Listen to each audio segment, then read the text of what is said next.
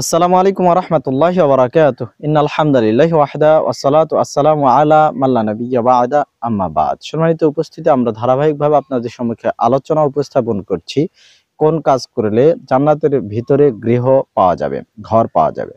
আজকে ৬ নম্বর পর্বে এসে আপনাদের সম্মুখে আলোচনা করছি সকালবেলা যদি আমরা ৪ রাকাত চাস্তের সালাহ আদায় করি তাহলে এই পুরস্কার আল্লাহ তাআলা আমাদের জন্য রেখে দিয়েছেন। সুবহানাল্লাহ।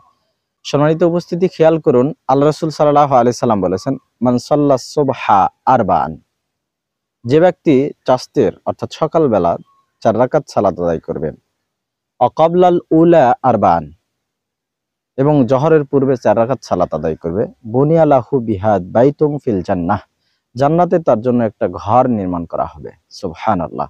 সম্মানিত উপস্থিতি, ৪ রাকাত সালাত আদায় করতে তেমন সময় প্রয়োজন নেই, কিন্তু জান্নাতে একটি ঘর পেয়ে যাব আমরা যদি এই সৎ আমল করি।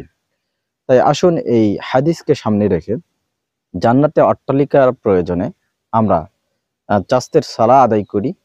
আল্লাহ তাআলা আমাদেরকে তার ইবাদত করে জান্নাতে ঘর নেওয়ার মতো তৌফিক দান করুন। আমিন। ওয়া আখিরু দাওয়ানা আনিল হামদুলিল্লাহি রাব্বিল আলামিন। আসসালামু আলাইকুম ওয়া রাহমাতুল্লাহি ওয়া বারাকাতুহু।